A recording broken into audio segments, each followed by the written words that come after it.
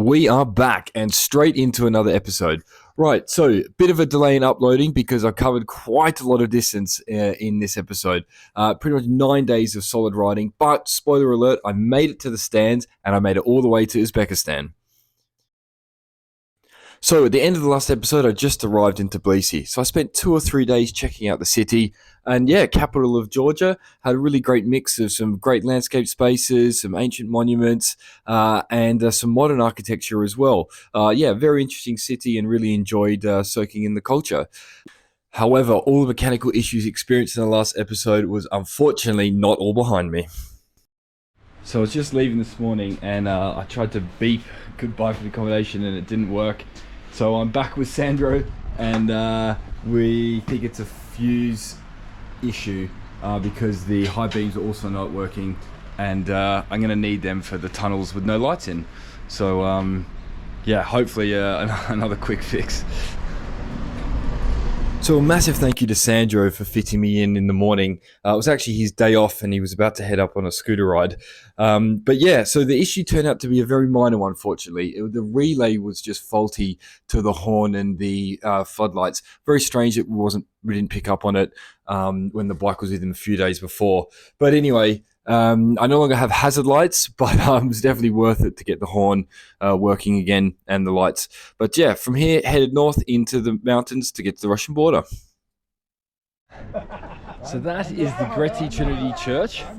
Behind me is the Caucasus, and just over there is the Russian border. I am going to be there in no more than 30 minutes, and I have to say, I'm pretty nervous. And I've been, I was talking to my wife and family and trying to reassure them, and I'm confident it's going to be fine. I am shitting myself, but I think it's just really significant. I've put like so much effort and research and so much work into visas to try and get through and complete my kind of journey. I just really hope this all works out well and I can get through to Russia and then get through to the stands, because that's what I've been dreaming about, riding through Kazakhstan, Uzbekistan, Tajikistan, and I just really hope this works out. So the road to the Russian border was absolutely stunning as I went through the mountains, and I think it's got to be one of the more beautiful border crossings in terms of scenery. So arrived at the border, and as predicted, the lines were very long, and also in these tunnels with no lights in, which was pretty challenging to negotiate. But I was told by Nick the Russian that I could skip the queues as I was on a motorbike. So when there wasn't an oncoming truck, that's exactly what I did. I was warned about this tunnel that it has potholes. That's a crater. Bloody hell.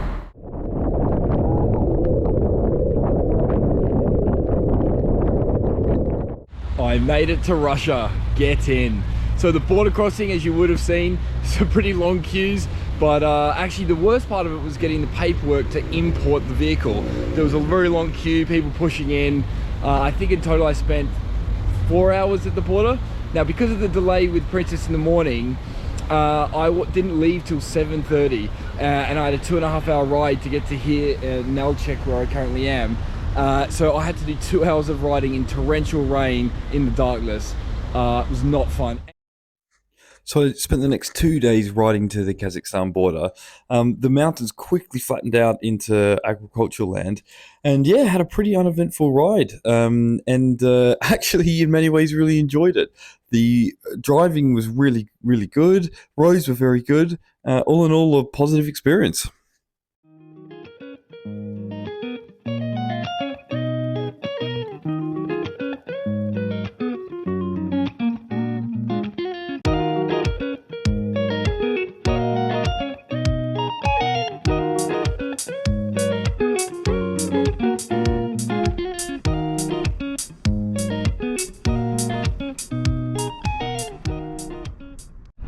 I've made it to the Kremlin. Well, not the Kremlin obviously, but the Kremlin in Astrakhan.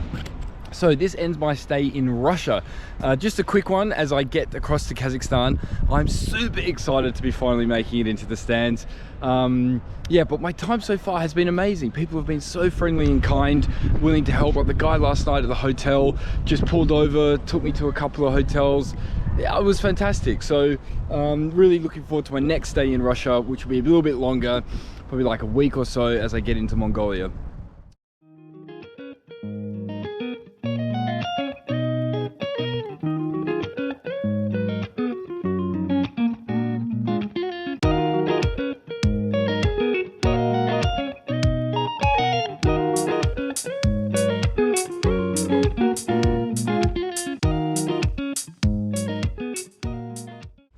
So we made it to Kazakhstan. Yeah, boy! It was a very eventful crossing in the end. One thing I didn't realize is Kazakhstan's 2 hours time difference. So it was actually, we tried to cross 7 o'clock rather than 5 o'clock. And I met Gabriella here. From Italy. Ciao, guys. Yeah, at the border crossing. Yeah, it just took ages to get through. We had to get insurance on the other side. Then the police started being funny buggers, but eventually we got through.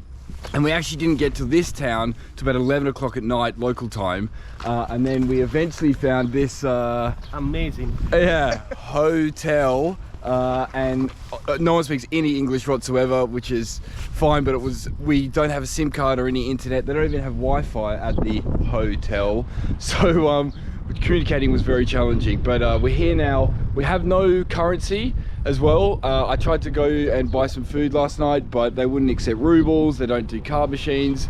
So it's all a bit of a culture shock here. Very different to what Russia was like, or really any other countries I've been to so far. So yeah, it should be a very interesting day, but just stoked to be in the stands. Woo! The center square of this tiny village. It's quite nice actually.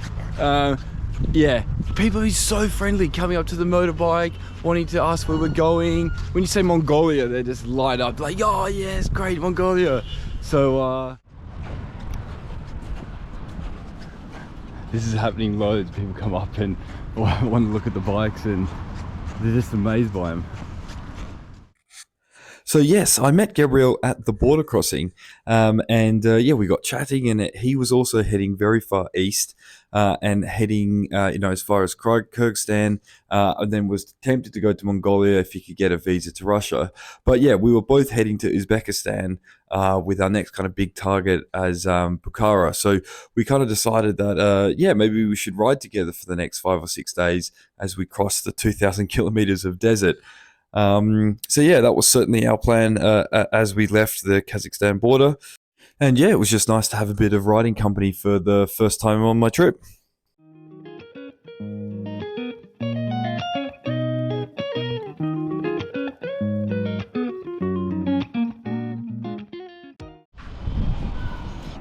Apparently they like basketball in Kazakhstan. That is LeBron James. The bikes are ready to go for the desert crossing. We are all lubed up, ready to rock and roll.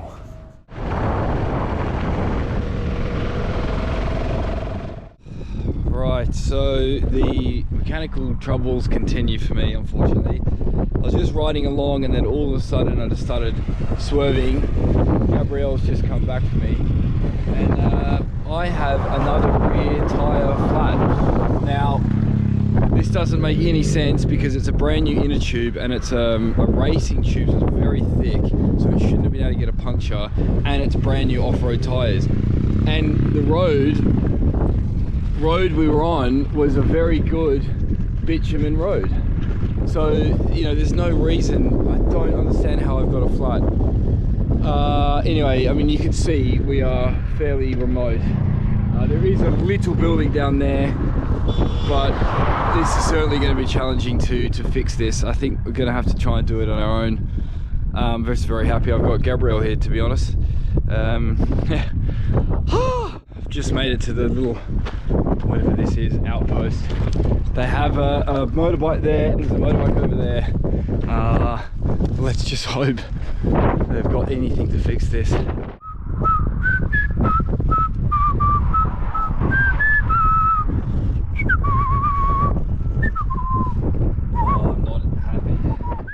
Okay, hopefully I don't fuck this.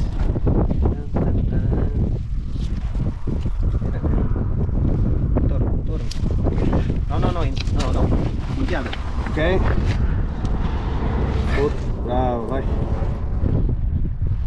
Okay. They've got lots of tubes, but no way of getting the tyre off, and then unfortunately nothing to kind of plug the hole. So I just can't believe I don't have spray. I didn't realize the kit I've got's for a tubeless tyre. I just feel a bit sick to the stomach, to be honest. It's just pretty annoying. So tyre is off now, and these guys are going to try and fix it. We just tried so many different options. Tempers are getting a little bit flared because of the frustration. The closest town is 60 kilometres, and we tried to ask them to take us there, and they don't want to. So now they're going to try and take it off and repair it. And one option is to actually just get the tyre and hitchhike. That is Gabriel riding off. He just got very frustrated by the situation. Yeah, okay. So this kind man has driven me to the closest town. I don't know, it's maybe an hour away, just from his little outpost. I have to say this has been very kind of emotionally draining. I was on the bike kind of thinking, I've just been kind of assuming something's going to go wrong just because of the last 5 days I've had with so many problems, and I was just kind of relaxing, going, oh my god, I'm in Kazakhstan and riding through the desert. This is just, this is amazing. And then boom, another flat tyre. So anyway, hopefully we'll get this fixed in town and we'll just keep plodding forward. But I'm also quite frustrated at my lack of ability to fix these problems. That's becoming quite apparent. So yeah, just challenging.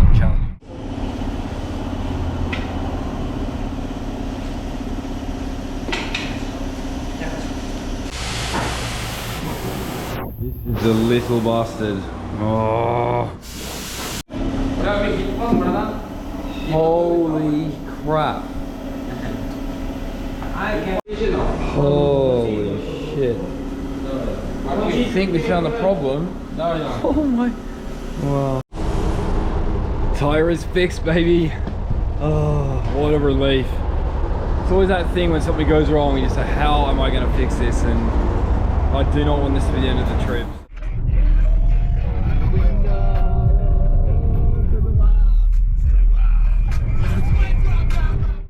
Okay, so the situation is, we came back from the town, and by the time we got here with the tyre and put it back onto the wheel, it was 8:30. It's very windy, the car was shaking, so I didn't fancy being on the motorbike in these high winds. So I'm actually going to stay at this kind of outpost. Really strange place. There's a lot of people kind of lingering around. I asked where we sleep and if I could like inside or outside, and he just said they put mattresses outside. So these like mattresses here. And I don't know, that seemed a bit strange to me. So I started setting the tent up, but then the ground is way too hard. I can't put the pegs in. So I'm just gonna get my blow up and do like the locals. So I just gotta sleep outside, literally under the stars. So just enjoying dinner, watching Wimbledon. Had two shots of vodka already. Oh, it's awesome. My flexibility is struggling a little bit. This is so cool. Okay, so this ends my time at this remote outpost. I actually had a really awesome experience last night. I think the boss of this operation, you can see the workers are back at it this morning. It's very early, about 7:30. The boss kind of took me under his wing, which was really cool. They have like a little shower just in there with the water tank on top, and we were the only two that were drinking vodka last night. And yeah, it was just really authentic kind of Kazakh experience. Unfortunately, obviously no internet out here, so no Google Translate, but yeah, had a really nice evening. And as a side note, the bloke did actually sleep outside as he said he was going to. I slept inside with the other workers where we ate dinner. Come to a tyre shop, a tyre shop, a tyre shop. Ooh. Getting parts so I'm more prepared. You want booze? Sorry? Booze? Booze? Tubes? The border control with everyone. Hey!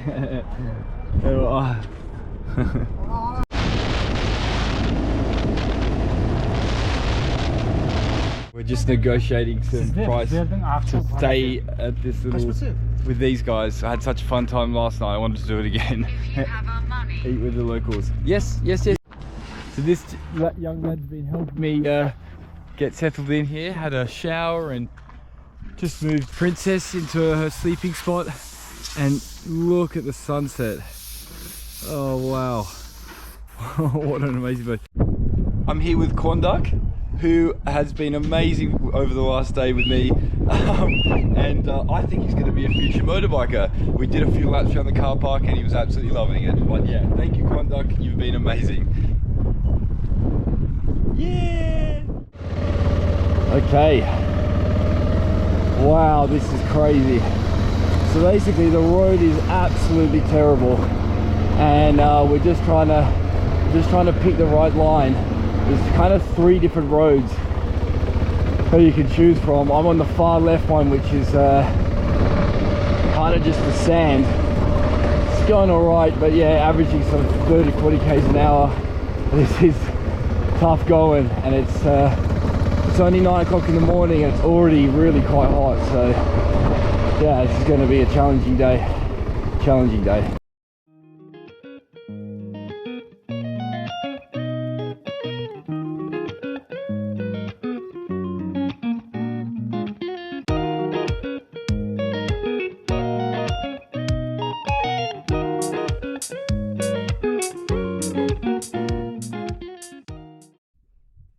I've made it to Uzbekistan and I'm here at an ancient monument site that my mate Cam actually recommended, who lived in Uzbek for a few years. Otherwise I would have never found this place. It's kind of on the edges of the desert, and it's amazing to see how people would have settled here you know, hundreds, thousands of years ago, because the heat is pretty sweltering. And yeah, it's just awesome to see how they would have like dug into this formation to build a mini civilization here. And there's all of these kind of monuments scattered around this area. But yeah, so reflections on the desert crossing. I made it. It was challenging. The heat was brutal, the roads were horrific, and it was extremely isolating being out in the middle of the desert. It was like 500 kilometers between towns, and yeah, you really felt being out in the absolute middle of nowhere, accompanied by a few truckers and people commuting goods from Kazakhstan to Uzbekistan. But yeah, it was tough mentally as well, because I had the tire issue in Kazakhstan, and was amazing to be able to get a replacement tube, but that took its toll on me, and definitely took its toll on my confidence in the motorbike. And I just kept thinking, what's going to happen now, and how the hell am I going to fix it if it breaks in the middle of the desert? So it was quite a struggle mentally, but fortunately I got through it, and yeah, feel a lot more relaxed now. And of course nothing else went wrong. The bike is cutting out quite regularly in first gear at low revs. It happened a couple times in the desert, but fortunately restarted straight away. But yeah, I'm just kind of enjoying my time now in Uzbekistan, and gonna relax a bit and maybe just kind of do like 3 or 4 hours of riding a day to go to Pokhara and summer camp.